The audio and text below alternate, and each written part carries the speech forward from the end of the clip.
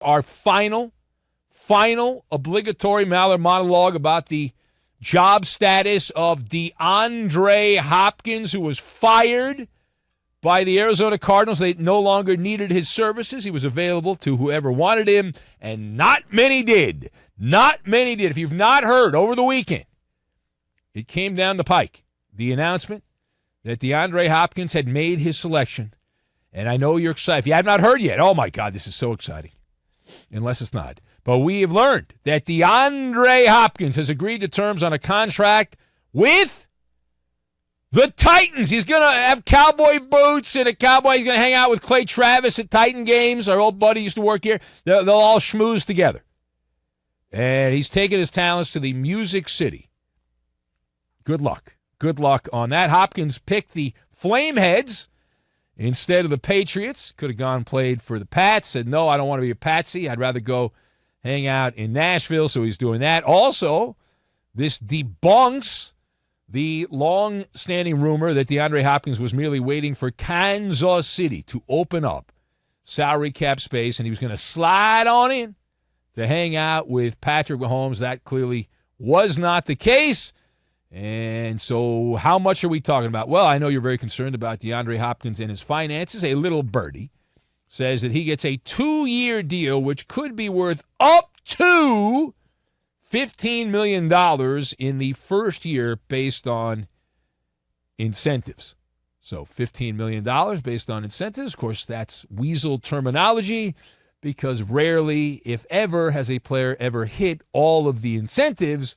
So factor that in to your analysis. Let us discuss the question. Put a grade on it. You got to put a grade on it. DeAndre Hopkins goes to the Titans. It is all done now. So what is the grade for Hopkins and the Titans on the Maller report card? DeAndre Hopkins gets a capital D. He's getting the D. And the Tennessee Titans, they end up getting a C. Woo! That's it. That's the report card. So I've got cronyism, allergies, and dragon breath. And we will combine all of these things together, and we are going to make a headache, which is what many Patriot fans apparently have. They have this headache, these Patriot fans. They're upset, and they're annoyed by this. But the Titans get the player. Are my friends listening in Nashville giddy with excitement now? Are Nashville guys all fired up now? They think they're going to win a playoff berth because DeAndre Hopkins is there. So, listen, DeAndre Hopkins has been what? He has been twisting in the wind is what he has been doing. He's been twisting in the wind over the last couple of months here. That's just the way it is. The story's played out. Hopkins, he is not getting what he wants. He is settling. DeAndre Hopkins is settling. And he did not want to play for either the Patriots or the Titans. But they're the only ones that were knocking on his door, and they were the ones texting and calling. And they didn't even call that much. They didn't even text that much. And so his squad was trying to facilitate interest from Kansas City or somebody else who's better, or at least supposed to be better than the Patriots and the Titans. Obviously, that did not happen. And so here we are at a crossroads, and they were unable to speak it into reality, and so it did not work. And now DeAndre Hopkins taking his talents to the Titans, and so that's why he gets the D, because this is not a great situation. He goes to a team that is a contender, but only a contender because of the division they're in. Jacksonville's not a guarantee to have a great team again. And Houston blows his old team, and the Colts will be lucky if they can tie their shoes and not trip over their shoes, not tie them together as they get out on the field. So by the process of elimination, Tennessee's a contender, but they're really a faux contender because they're in the AFC, and you and I both know, you look around the AFC, you got the big three, Kansas City, who's out in front by several lengths, then Cincinnati, and then after that, a couple lengths behind the Bengals, you have the Buffalo Bills. So that's the top three. And then you got a bunch of other teams in the AFC that are pretty good. And the Titans are not on there. But you also have, in Tennessee, if you're DeAndre Hopkins, a team that is not built around the passing offense. They are built around who? The supernova. Derrick Henry. O. Henry. It's all about that. That's the offense. Everything filters through the running game. And Hopkins will catch some strays. He's the biggest name receiver you've got there. There's nobody else of any real value as far as name brand recognition is concerned in Tennessee. And the other downside is you have Ryan Tannehill throwing you the Duke, chucking the ball at you. Tennessee has been trying to replace this cat for the last 2 years. They've drafted quarterbacks each of the last 2 years. And Ryan Tannehill, like a cockroach, continues on there in Tennessee. So far, they are 0 for 1. We'll see if this year Will Levis is a success. They drafted him, of course, not in the first round because he wasn't picked in the first round. But anyway, the Titans get a C on the other side. Why do the Titans get the C? Because they were able to use cronyism to get the player. That's really what this comes down to. Hopkins had a long-standing relationship with this guy named Tim Kelly, the offensive coordinator. He also knew Mike Vrabel. They were together in Houston, before those guys went to Tennessee. And so they knew each other. It's, again, not what you know, it's who you know. The secret to life. It's just knowing a lot of different people. And they'd work together. Now, part 2 of this, why did DeAndre Hopkins reject New England? Right? Seemed like it would make more sense for him to go to New England in terms of high-profile games, in terms of lack of an elite player on the offense, anywhere around.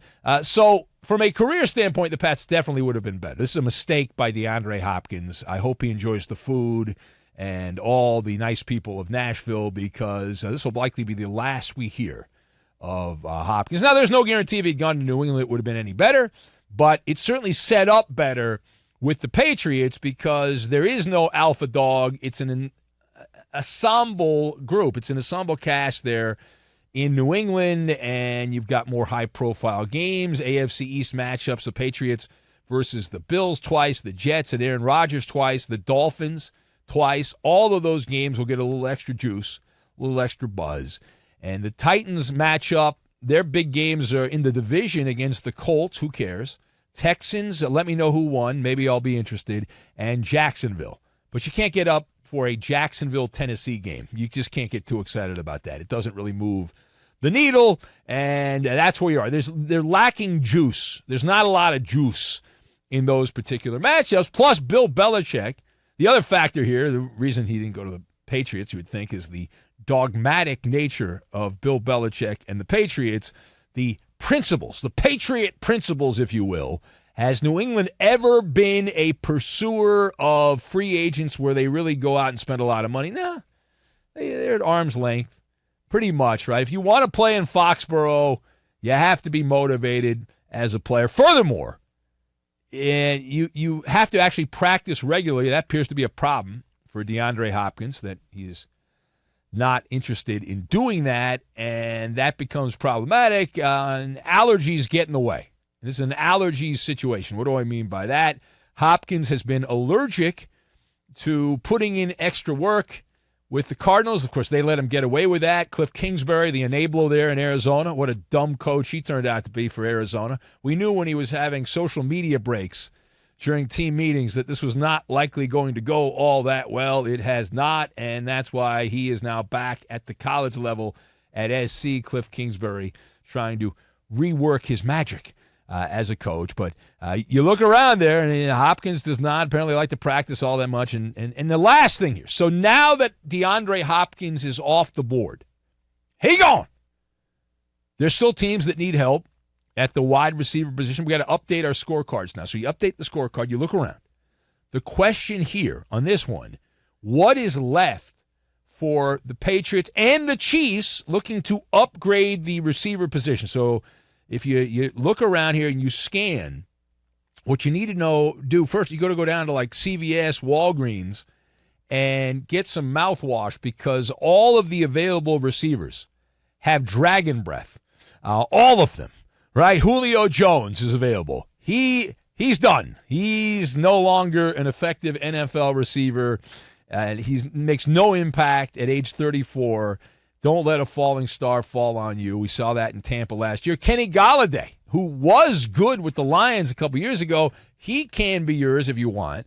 He's still out there. He's fallen on hard times. Last 2 years with the Giants, he had just one touchdown combined the last 2 years. He led the NFL in touchdowns with the Lions back in the day a couple years ago. And then you look and say, like, N'Keal Harry, who was a first-round pick of the Patriots. I'm sure the Patriots will bring him back with open arms unless they wouldn't.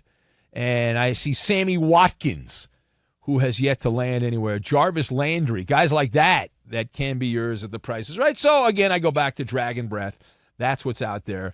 And DeAndre Hopkins, there's no guarantee. If I was betting, if you gave me $1,000 of house money that DeAndre Hopkins is going to have a career renaissance in Nashville, or DeAndre Hopkins is going to cause issues and not be all that productive and likely get hurt, my money's on the latter. That's where my money is.